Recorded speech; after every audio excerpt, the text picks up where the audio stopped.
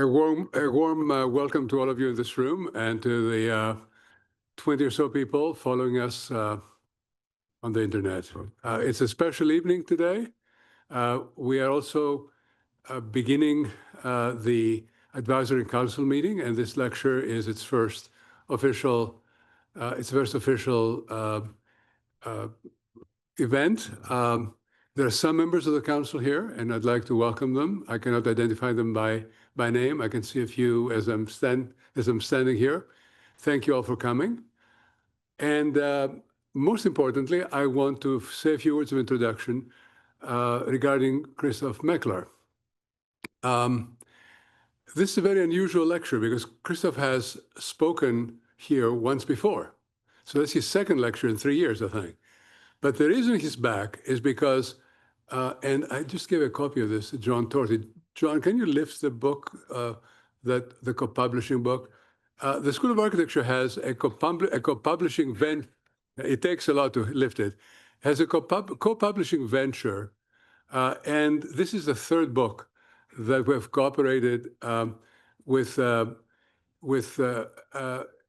external source of intelligence, hard work, and insight, and also a publisher. In this case, materials and insights given to us by Christoph. And it's a book of 150 examples of magnificently illustrated in German precedents in drawings and in photographs. This is a moment to celebrate because it takes a lot of faith and a lot of interest and a lot of hard work and a lot of very serious commitment to these ideas on both sides of the Atlantic for something like this to actually happen and happen this very well.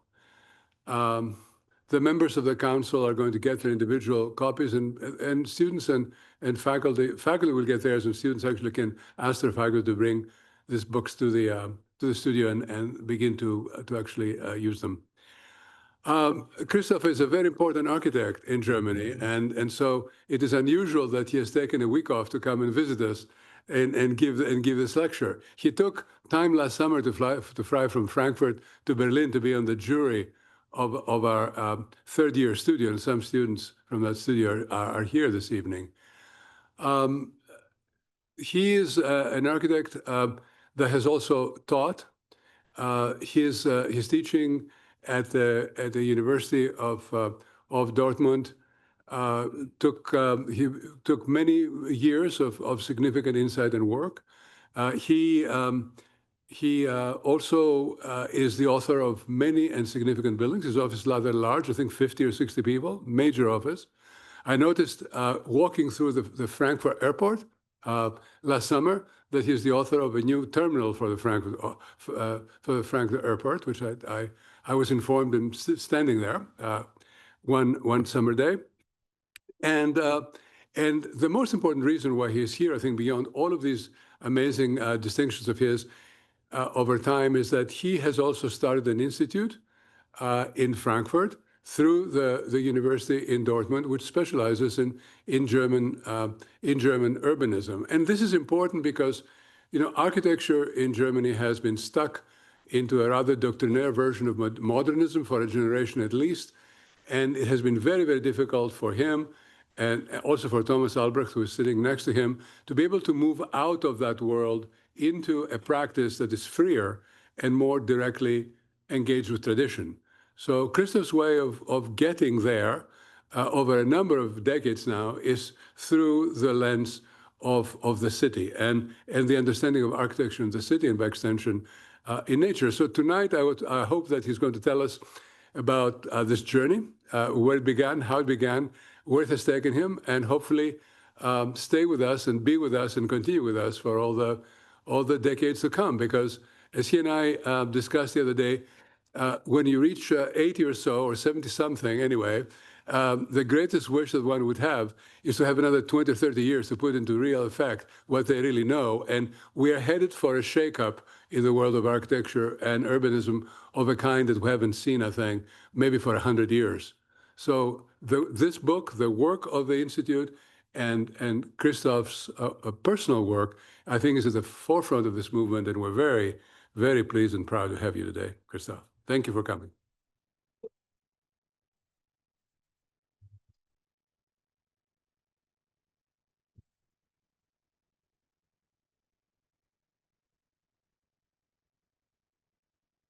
Yeah, Stephanos, it's a big honor for me to speak to you, even in broken English. And I'm very happy to be here this evening. When I stepped in on Tuesday, I found a poster, and I thought it cannot be that you take this picture of a building in a modern style to advertise my lecture this evening. And but you have to know, in Germany, it is not really easy to do historical facades. It's a very ideological discussion, and it takes a lot of time if we come into a situation that we can do what we want, as you do here in America. You see this corner building here, both buildings on the right and on the left are added and redesigned in a way of the 50s. But this was the poster which I found here, and then I thought, okay, if this is like that, I show you another thing which we do, and we just we are going to renovate this terrible building, not only the facade, the whole building. And I show you this, it will be look like that. So it will have a roof, and it will be a right facade. It's not really easy because the height of the floors are very are only 280 or something like that. But the reason why I'm here is this book. And I'm very happy, Stephanos, that you said we have to translate it. And if you say something like that, you do it. And I thank you for that very much, because I think, I mean, the German version has thousands books which are already sold, and I think in this English version, which we did together now, maybe we go further on. These books, and why did I do this book? Why it's about urbanism. It shows places, streets, courtyards, different kind of block structures. And when I had my professorship in Dortmund, we stepped into the situation because we gave our students a house which they had to build, which they had to design in an old city. Every year, another city. And so you learned that these cities are different. They have different plug structures and different house types and so on and so on. And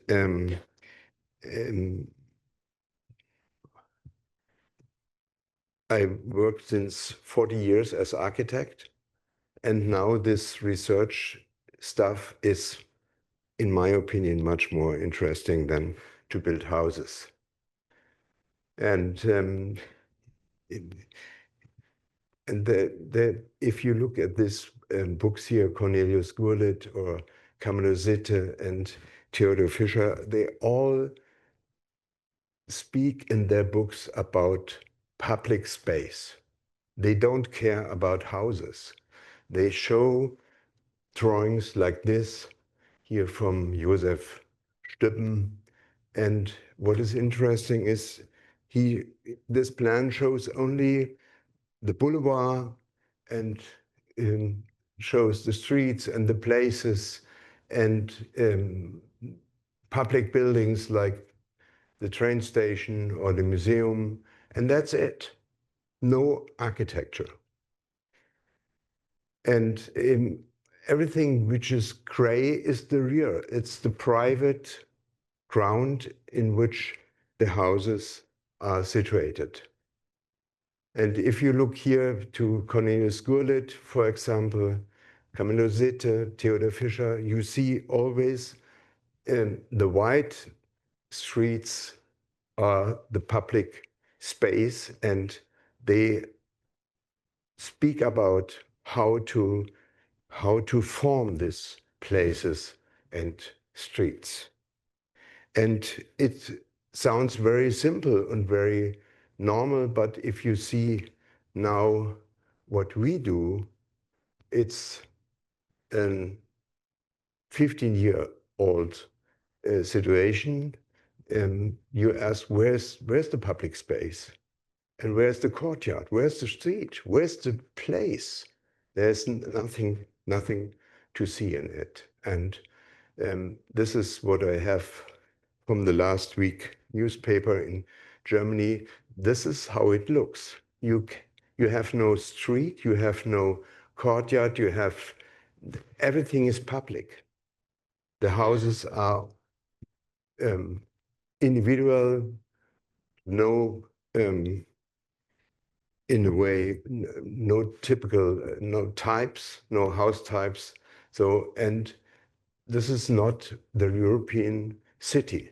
This is something else, and it doesn't work. This is European city. Here you see a grid from streets, you see places, parks, and of course, in the middle of these blocks, you see courtyards. And this is, and in these courtyards, you have the functional mix, which is so important for the life in a city. So, and I show you a little bit about what we have in this book. We have always these block structures and house types, and there are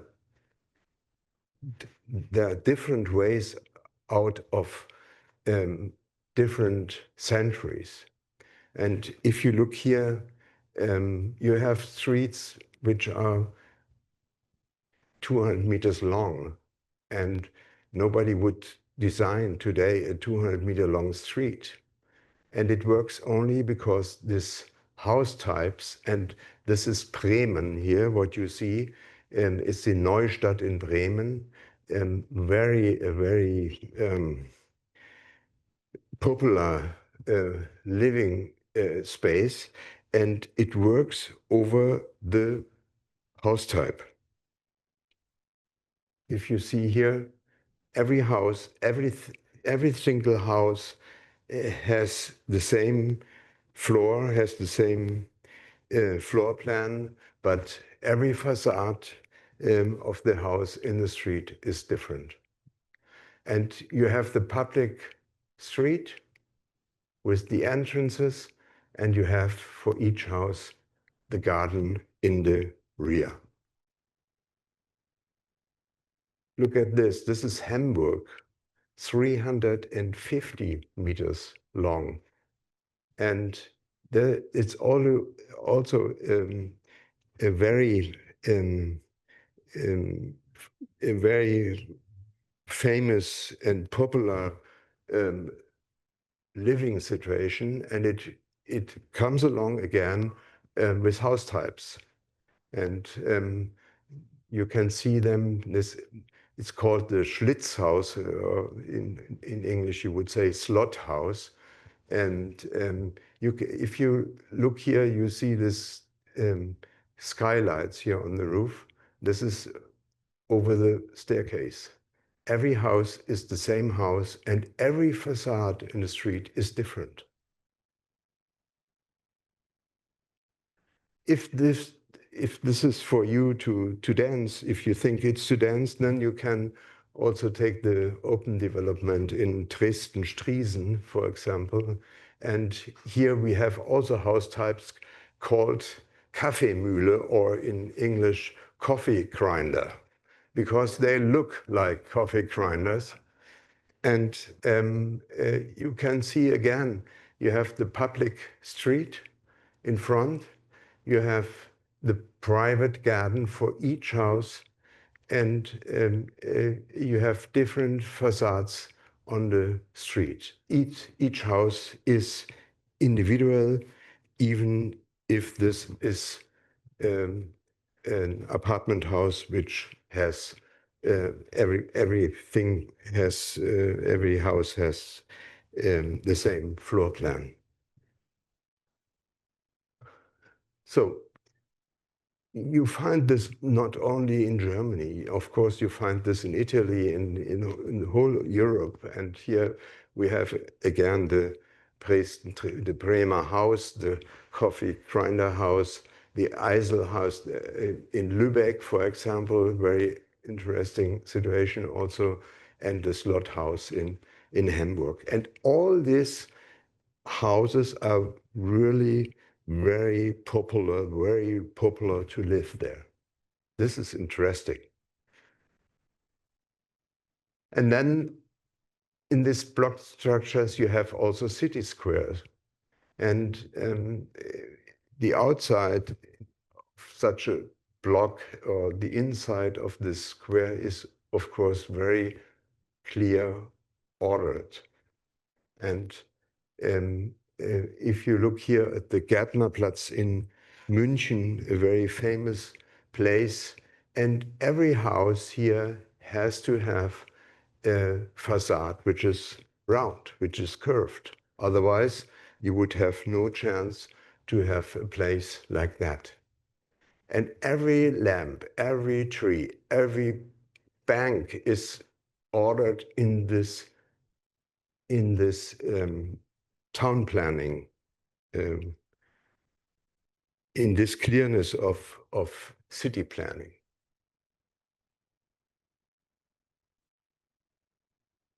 Here, Dortmund, yeah, they celebrate a soccer game. They would never go outside the city. These places are like the living room for a family. Is this place the living room for the people who live in the city? And you find in the book a lot of totally different places. Interesting here is this, from the beginning of the 20th century. It's a town hall in Wuppertal. It's a city in Germany, and the town hall creates the place of the town hall. So of course we have street spaces in the book, totally different street spaces, and clear is always that you have a front which gives the possibility to have a space, a clear, ordered space, and in the inside of the block, the houses go deep inside, and they are not ordered. And if you look to such a street as any street in Frankfurt, this is interesting. I don't know how the type is called, but if you look here, I put 4 numbers in. This is always the same house. It's sometimes red and sometimes yellow, and it has a bay window, or it it has a balcony, but it's always the same house with a different facade into the street. And this is the sogenannte Fluchtlinienplan from Theodor Fischer in Munich. And this is so simple to draw a city, to draw a situation that, look, you can see here the gardens, which he says here, I want to have here a garden. I want to have here on the south side, I want to have the garden in the street, not on the north side, but on the south side. And then he makes such, they make such turns, such curves here. And this is the situation. It closes this curve here, close the street and gives the street comes to an end. Or this situation here, you have this church, and so he ordered a place in front of the church, and then he designed another street which comes to the apse of the church. Very simple situation, and Thomas, I'm sure you will say yes when I say these are the most interesting city places in Munich. You can make it even easier, just a row of trees in the middle of a street, and that's it. And you have an order, and you have a character. And then we have focal points. They are always mostly in public buildings, of course. And you see here Bad Arolsen. This is the main street. And they put the church just in the middle of the street. And this is the situation. And also here, house types.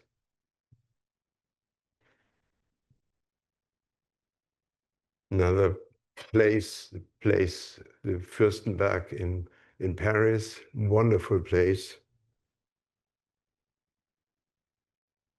No? Yeah. And this is a situation in Frankfurt. When they built the train station here, there was nothing here. It was field. And the city is here. And so they built the facade and the streets run to these facades and to this corners of the facade, the risselits. And if you see one of these streets, you see how nice this is. This is a public building. Yeah. And if you look to the other side, you look to the tower of the main hall, which is destroyed since the last war, and I collected 2 million euro, so we will start in the end of the year to rebuild this. What is interesting is when they built this town hall, they put the tower not on the square of the town hall. Here is the entrance of the town hall. He put it at the end of the whole building, and they did it because it should be seen from the train station. You find this in different times. You mustn't go in the Baroque time, like here in Dresden. You can go in every time, in every century, and you see always public buildings in European cities at the end of a street. So now again, house type. Look at this here in Munich. This is so clear that this is always the same house, but look here, you can see totally different houses. Every house is individual, it's its own individuum. And the same here in Lübeck, Engelsgrube. Yeah, you have very long, I'm sorry, you have very long houses, these aisle houses, and then you have a facade, and each facade, it's on its own, but it's a type, it's a building type. And here, look at this picture. You see 4 houses. And if you look, then you see that this house is the same house than this house. It's absolute the same type. It's a house type. And the same thing you have inside here. So they had one investor, one plot, but only 2 house types, even if they have 4 facades. And then this is what we do. One facade. Also one investor, one plot, 3 answers, 1 house type, but only 1 facade. So you will be a number when you live here. So you have to find your hole where you get in.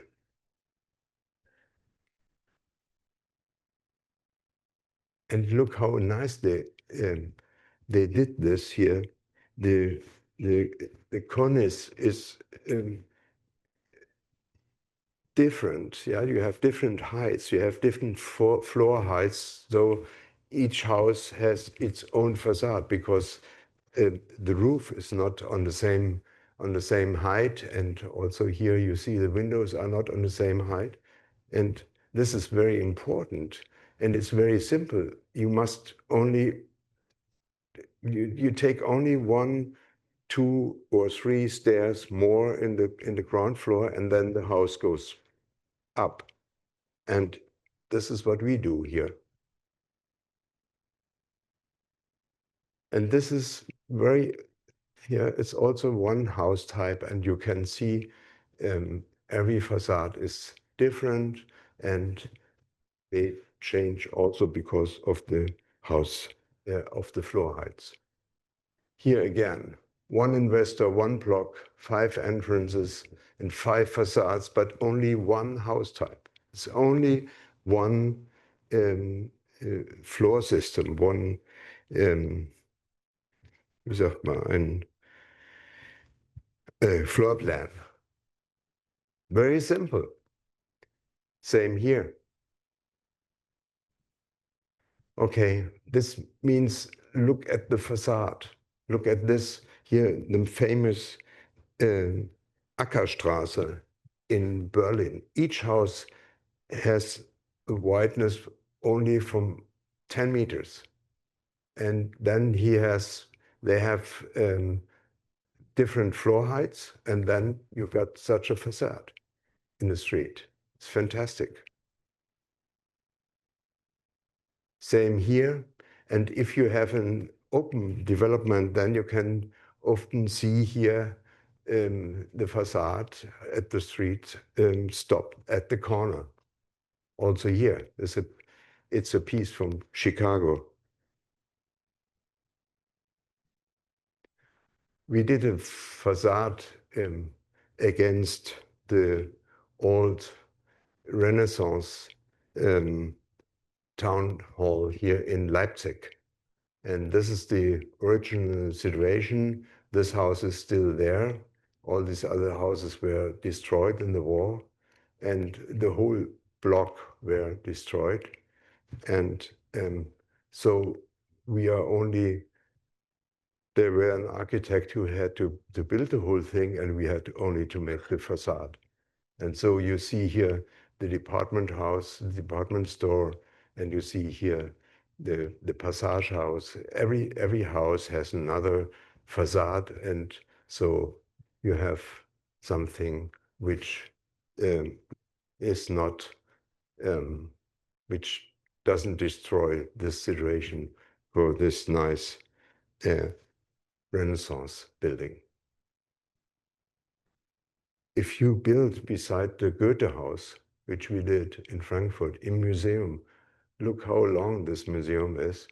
And so we divided the facade in 3 units, 3 entrances, the main entrance here.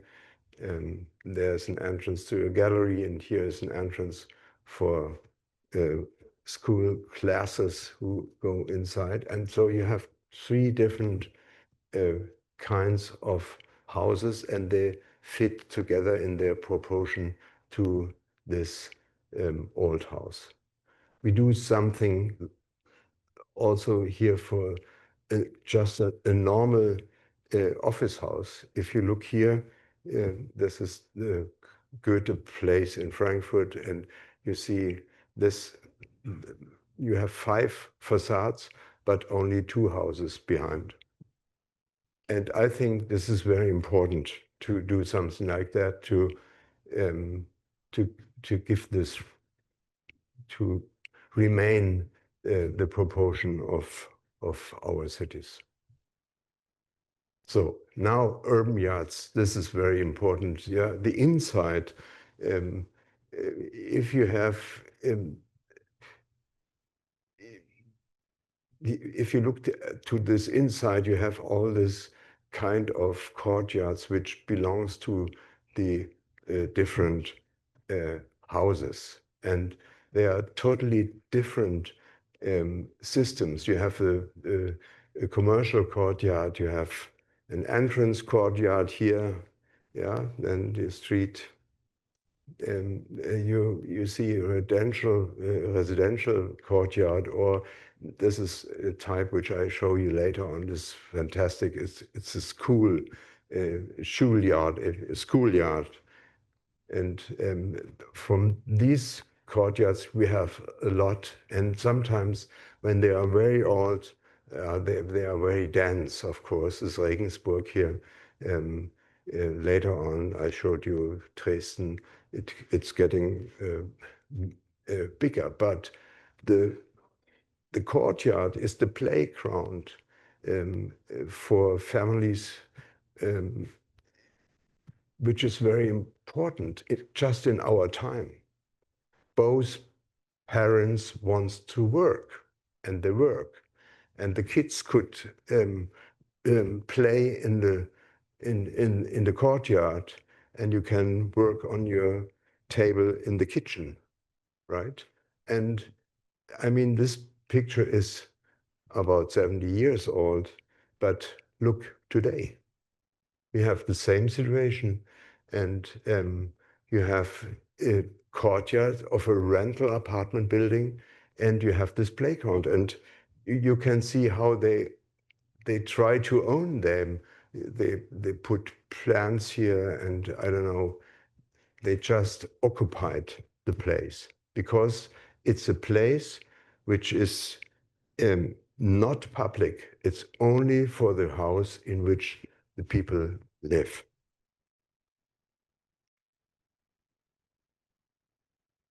So the question is, back to the 19th century? No, we go in the 14th century.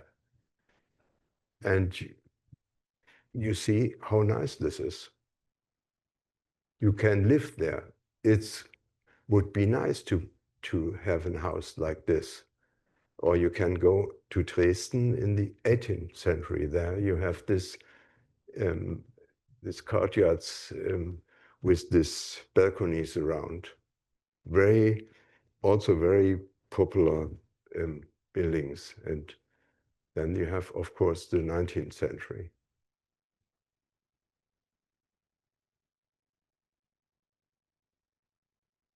And this is what we do today out of this courtyards. Yeah, you have your bicycles, you have everything. I don't know, whatever you do there, it must not old, it must only good.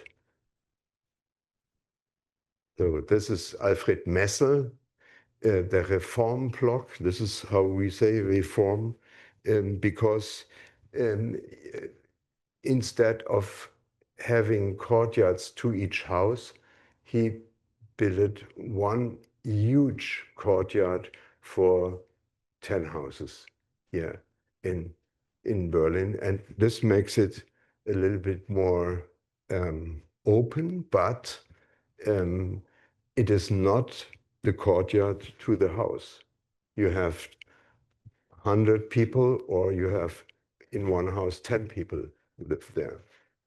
And this is out of the 20s, is in Hamburg. But you have also a playground, but it's even more a public playground. And then you have, of course, the settlements in Frankfurt or in Berlin.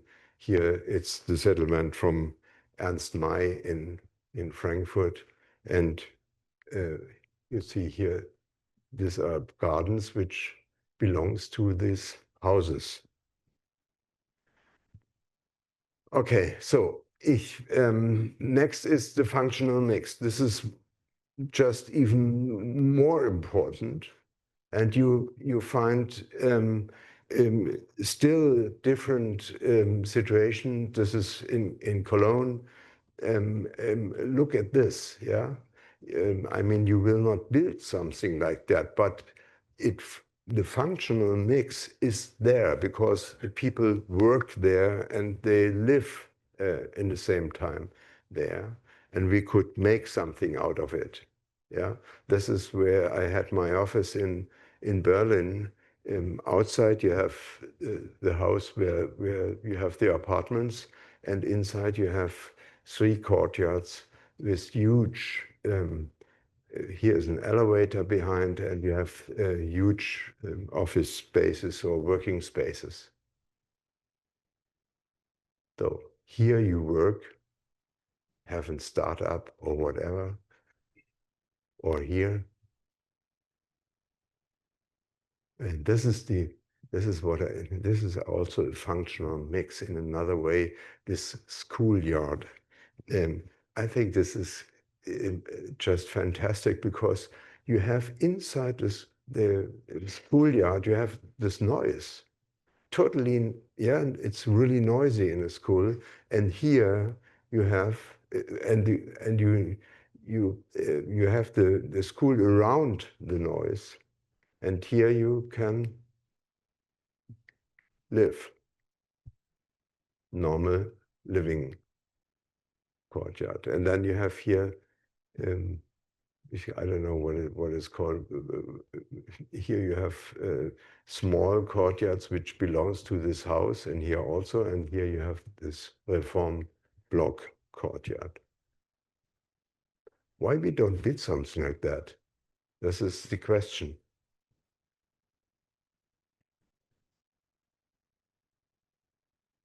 There are some architects who start to build something. This is David Chipperfield in Berlin.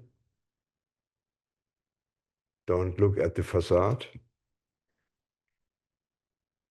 And this also, yeah, we have this huge industrial areas, and they are mostly outside the city. But look at this. This is a bus repair hall.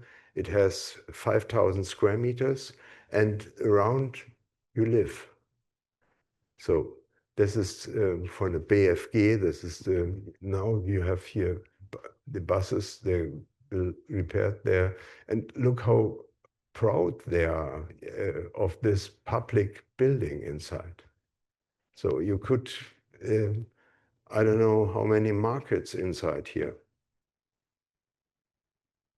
So such things work also today if we do it, but we have in a way dissolution of our block structure. And this is what I show you now on this little sketch from Ernst May. And you can see he showed how you build cities in future in the 20s. This is the normal courtyard, three courtyards, 3 houses, and this is only 1 house. And he divided the block structure and opened up the inside of the block. And then the next step is to have the row. You have still 2 rows beside the street, so you have still a street space if you want. And the next situation is here, where you have the street rectangular to the houses. The houses are east-west rows, and you have to go by foot here to your house. And this drawing means you have no privacy anymore. There's no privacy. There's no difference between a courtyard, a private courtyard, and an open street. And this is how it looks. This is Westhausen, a settlement in Frankfurt, built in 1929. And after the war, doesn't work. Here. After the war, we built these rows again. You see the street, and here you see the Fußpath. And here you see, this is the street facade. No window anymore. And the next step is this. Nordweststadt, Frankfurt, Walter Schwagenscheid. So you have the houses sitting in the green situation. And this is what we have today. We took over the whole situation with this dissolution, which I showed you in our time. And this is the plan of the city. And it's interesting to see here you don't see any street. You don't see where is in front and where is the back, where's the rear. And here it starts. You have if you want a functional development of streets. So they build streets, and then they have this things which looks like a block, and they write block in here, but there's only this line which says you cannot build further over this line, and it says how many things you can build, and this is how it looks like. And this is how it looks, how you see. You have a place by Stübben, and this is the place here in Riedberg in Frankfurt. It doesn't really, here. And now the block structure and house type. I showed you some of these house types, and we are working on this because I think it's very important not to give architects the possibility to do whatever they want, but we need housing for people, housing for our society, and it could look like this, or it could look like Barcelona, or it could look like Rome, or wherever you go in Europe, you have block structures with house types. And it's interesting to see that in Germany they start to build blocks, but as you see, these are reform blocks with one huge courtyard. This is the same size than this. And this, you can see how these are the old courtyards here out of the 19th century. And these are the new courtyards. And I will show you now one of these, what they do today. But before I told you, we think about house types, and the first research which we did is about the house at the corner, because nobody know. I didn't learn it at the university, and nobody learned it. So my students asked me how does it work, and I didn't know. So I made research about that, and then we make this book. And you see, it's the third time that it came out, and you can see on this that it's very important to show what it means to have a type of living of house. And this is on what we build now, or what we have now. I call it the wing house, and I will show you. But first of all, I show you the corner. Here, these are different types, old houses and also new houses, 40 samples of architects, young colleagues who built in the last 10 years corner houses. And this is the wing house. And what is the wing house? No, okay, you see this is type 1, 2, 3, 4, 5, 6, 7, and each has another height. This is 10 meters, 12 meters, 18 meters, 24, and so on. And you have a middle house, the garden house if you want, and you have the wing house. And why wing? Because the house goes in the deep of the property, and this is very important. If you look here, this sketch again from Ernst May, you see his reform block, and you see all these yellow streets. How many streets he need to develop this 4 blocks, and here you have only one street going around. And this means something. And I show you now this block here, this 10 blocks, which are just built in the last 2 years. And we won a competition for one of these blocks. This is why I know the situation very good. And this is the situation of this 10 blocks. All the gray pieces here, all the gray streets are ceiling coast by roads, and these are even 50,000 square meters. And this comes because these houses are parallel to the street.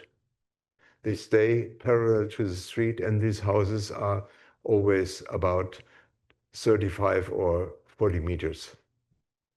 And we put our wing house on it, and you have 40% less road. And you have a park about 40 square meter. When they gave me this research, I told them, no, you made a mistake. It cannot be. And I showed this to different cities, and they say it's incredible why we didn't do something like that.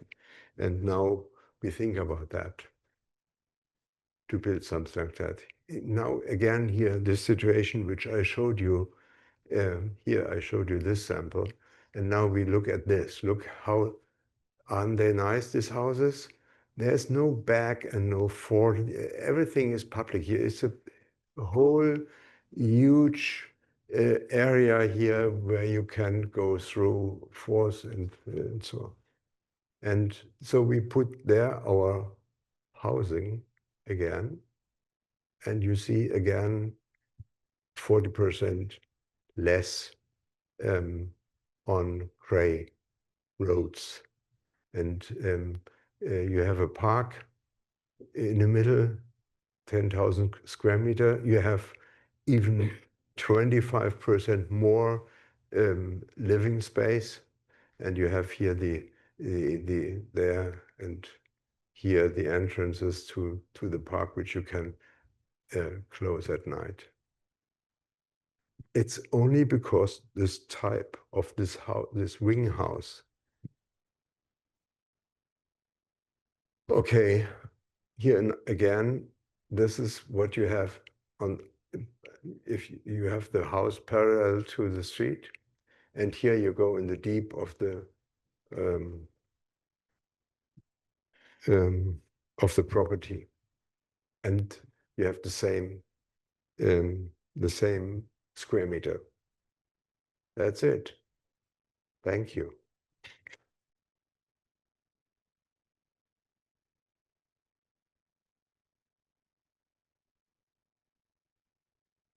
Great lecture. Thank you for being here. I'm curious if you could go back maybe like 4 slides. Could you talk us through your strategy on parking and just how the automobiles function? And go back one more. Keep going. We didn't look like to that. Underneath this ground here, there are parking garages, but we didn't think about that. Otherwise, it's too complicated. It's only a very simple, you compare only the houses and not the garage. Got it. Thank you.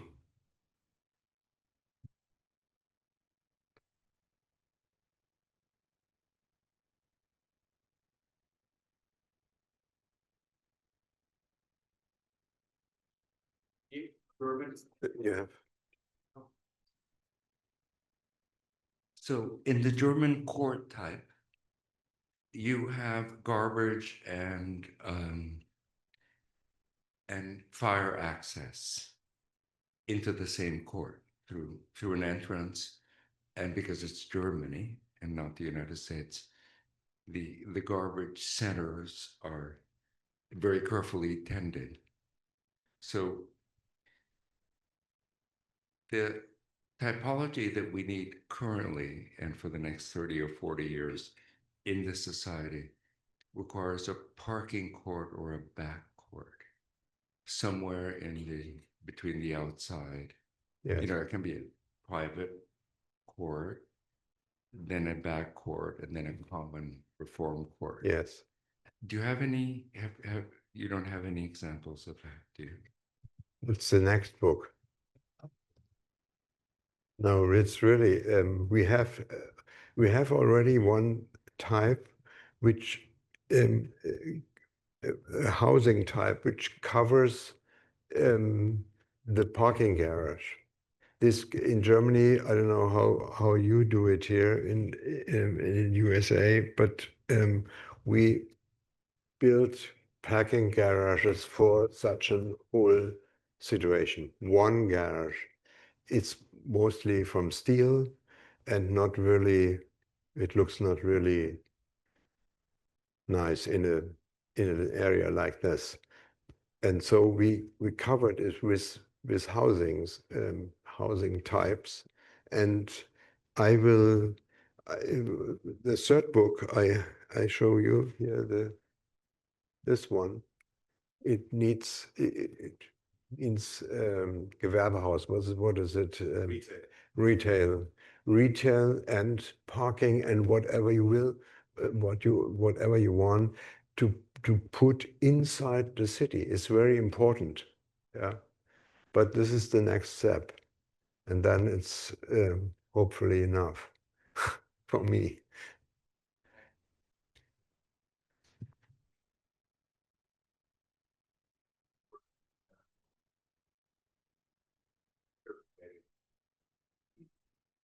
Yeah. Ja, gerne. Ja? Just to help Christoph, he's so modest. The parking is organized. It will be done, the parking, in a linear parking here, which will be less expensive than what you can do here. So the parking is ideal. This is ideal for parking, not only for urban design. Yeah. And the other question about the fire, yes, you can have a system where the fire brigade has to go into the courtyard, but you can also do it without the fire brigade getting into the courtyard, and the staircase gets a little bit more costly. Christoph is not talking about because he's so modest, but this is even much better than he's showing it to us. It's my broken English. No, these houses in the middle are only 3 floors high, because the law says that if you have only 3 floors, then you must not go by a fire department inside with a car. And it makes it much easier, right? And if we build something like this, of course we put the garage underneath the houses and not underneath the courtyard, because we want to have a tree in the courtyard. It's a wonderful presentation, really, and a wonderful book. I wonder, all of these projects are to be done by the public municipalities or private developers, and how is it received by the municipalities when you show what you can do? Yeah, we will build this. We will start in the next 5 years. This is not published. The book is not out. It's but wherever I show it, they say they ask me, there must be something wrong. We don't understand this. Why didn't we do it? But the investors say the same by the corner house. I had one client. I had a competition. I won a competition, and the client came to me and said, "This house I don't build. Do something else, but I don't build." And I asked him, "Why not?" Yeah, why? I told him, just give me what you want to have in your house, one page. And then we made him a floor plan from this corner house, and he looked on this and he couldn't believe it. I said, why? I work since so long a time, and I don't understand why I didn't do it.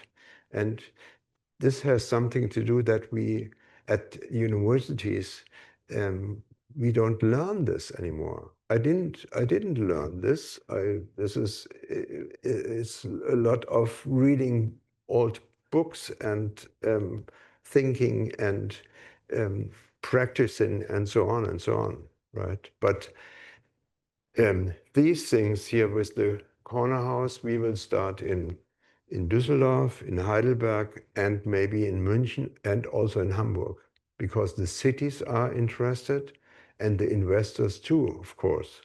Because if you have 40%, the investors have always to pay for the road. They have to pay it.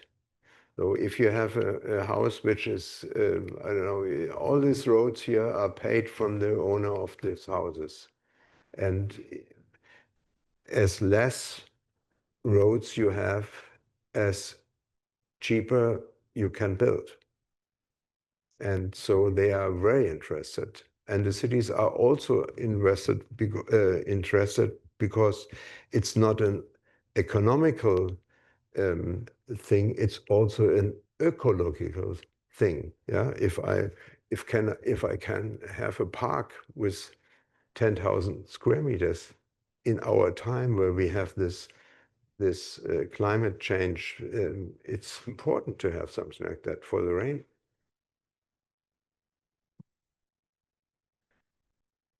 Go without the mic. Is there a metric either imposed by the cities by the developers in terms of the number of automobiles per dwelling unit that you have to be able to park? Yes. It's different in different cities. It's different. Some cities say you have to have per unit, I don't know, 3 cars, and some say 5, and it's different. I understood per now 1.5 per unit means 1 apartment.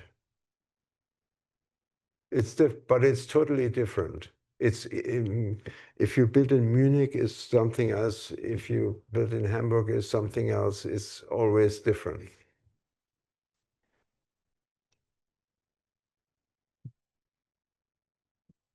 I think I have 3 questions. 2 of them are at different. 2 of them are at different scales, and one is totally unfair question. Start with the I'll unfair start with the question. simple ones. So the work that you show in general, your work, all beautiful, is infill of different densities. If these are not greenfield projects, these are infill in existing urban or suburban places, correct?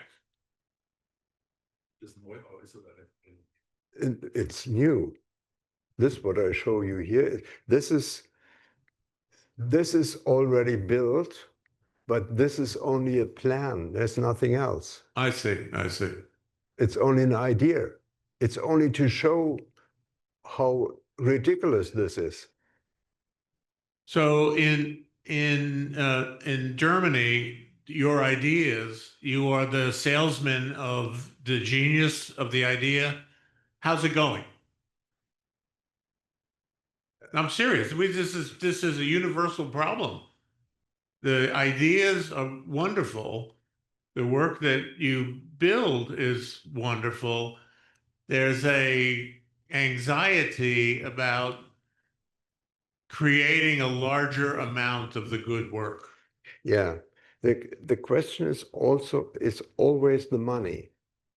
If you have an investor who earns money, it's good. If you have an idea where the investor earns more money, it's perfect. So I have the feeling it's a win-win situation for the investor and for the city. And for us, where we have to live there. Who we have to live there. Okay, my unfair question Yes, please. is what is your thinking about the corner houses? They are the most amount of square meters for the building and the smallest amount of square meters for the courtyard in the ratio. It's a Yes. difficult issue. Can you talk about this? Not really, I didn't understand. Kannst du mir das mal kurz- Das Eckhaus hat den geringsten Anteil an öffentlichen Grün, wenn du es quadratisch aufteilst. Ja. Das kompensiert sich. It's unfair, yeah. The corner house has no courtyard in a way, but the house beside has a lot of courtyards. And I have the feeling I have to send you the book. I'm happy I'm the only one that doesn't suffer.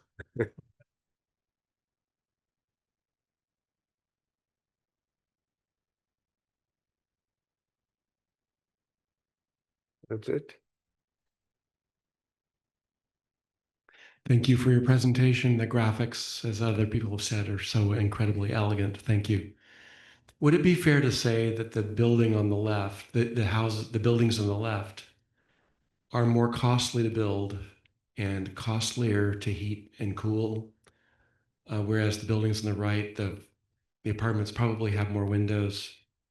They're more efficiently passively lit and heated and cooled, and simpler to build. Yeah, it's true. That's it. It's this is done by wie sagt man in Wohnungsbaugesellschaft, an apartment a housing city housing group who builds for the city housing. I showed him, and they built this here, and I showed him this. He said it would be good if I would have it earlier.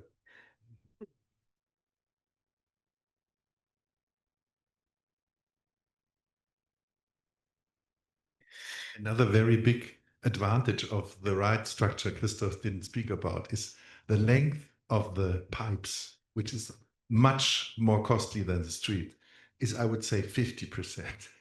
So the costs are incredibly low. And this is how the Roman built.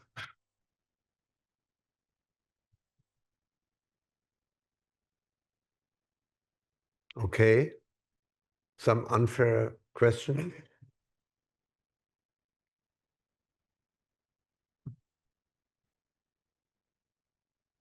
So I'm going to try and respond to what John asked before about the what do you call it? The corner lot. The Curb what? buildings. Didn't you call it corner building? Look, I'm an English major with a law degree, so I don't belong here anyway.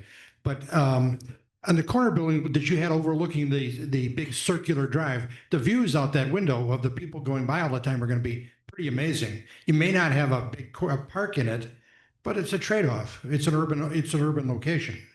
Right? Wrong? I'm just my thought. Yeah, you're right. That's it. If maybe I didn't understand you right, well, can you translate me? Yeah, of course. And you have sunlight from different sides, and you have also, and you look in different ways in different streets. And yeah, it's of course this is why this.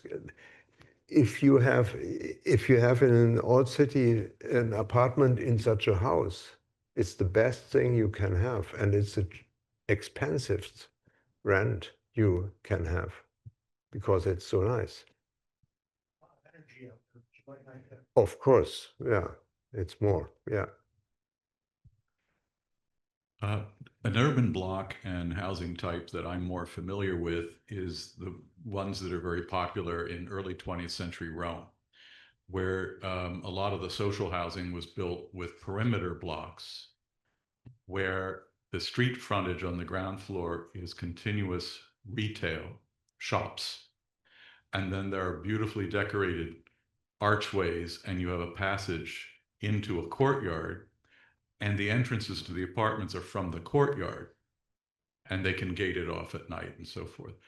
I was curious to know, in like what you were calling a reform block, are the residential buildings entered from the street or from the courtyard, or what is the difference between the two types? Yeah, the reform block, you have the entrances always from the street. In some houses you could go through the house into the courtyard, but if you have this reform block, it's not a real courtyard. It's a huge area which is very wie sagt man, anonym? Anonym, yeah. It seems to me that one of the advantages of the Roman model is the courtyards aren't too big, and because everyone has to go into them to get to their staircase to their apartment, it creates a sense of community, and it's a place where the neighbors meet each other. And yeah, it's very semi-public. It's not. Yeah, it's very like everyone's going there. Yeah, it's very important, and also you have to see in Germany the courtyard is not allowed. Intellectually. Yeah, you can build this, but till today, nobody really realized this, that it has a nice situation also for the people who lived in this houses. But I think this will change because, what I don't understand is nobody wants to live outside in such a situation, but they want to live in the old city, and the apartments are more expensive in the old city than outside. So the quality is better in the city. So why we don't build the same quality? This is the question. You could say that the reason why housing is unaffordable today is that modern architecture didn't make the housing that people want, and therefore the housing people want is expensive. In a way, yeah. Look at these forms here. This is expensive. So this is a little bit of a technical question that I face. The privacy parameters have become huge, and this is a cultural question. And when I was in, so we came up with ideas that it's 15 meters with a tree. Then I lived 2 months in the Borgo, a traditional area of the Borgo, and the apartment buildings 20 meters in front of me were lived in because they had laundry, and I documented this, and were shuttered. And then behind me was a very big reform block that was more like 30 meters, and it was largely shuttered. Then I went to Berlin, and it was okay living whatever the Berlin traditional meter width is. Do you find that people in German culture don't mind living window to window a shorter distance? This is a very successful privacy block for me. Do you have any numbers in your head? Is it different in Berlin than in Dortmund? Privacy? No. But the question is very interesting because the modern architecture built houses which have huge windows to get light in, and the floor height is very niedrig, low. And if you live in an apartment with the height of 350, you don't look out of the window really. You are inside. You live more inside than looking out of the window. I think it's a point which we don't really realize how important these heights are. I didn't see that. It's brilliant. Thank you so much for that comment. We've come to the end of this presentation. I think that also that the subject matter we discussed tonight is extraordinarily relevant for our country, and it is very important to continue our institute and with Christoph beyond the production of this book. In my mind, this lecture was about returning to the idea of housing understood at the scale of the block and not the building, of housing in blocks understood as a generative streets, of streets generating neighborhoods, of neighborhoods generating movement systems and park systems and all the other ingredients that makes it possible. So I think in this school we're beginning to think about the idea that we don't have a housing problem in this country, but we have an urban growth problem. With the problem of how we extend cities and infill cities in densities that make livability, not only livability, but also permanence possible. Because the other thing you did not speak about, or you showed if you didn't speak about it, is many of these buildings are 2 and 3 and 4 and 5 and 6 and 7 and 800 years old because they are beautiful, livable, and desirable. And when you build well, you build forever, in fact, right? So, and we're in the business of now beginning to destroy things that are 13, 14, 50 years old because they're terrible. This project is going to come down once this way of building gets prevail. And this way of building is a new architecture and a new urbanism, which is really about a completely different way of thinking about how one makes a city, and by extension, how one safeguards nature. And it's not a German issue, but it's a world issue, and it is very much an American issue. And so we need to advocate for this together to make sure things would be nice. in the future. Thank you. I would. And maybe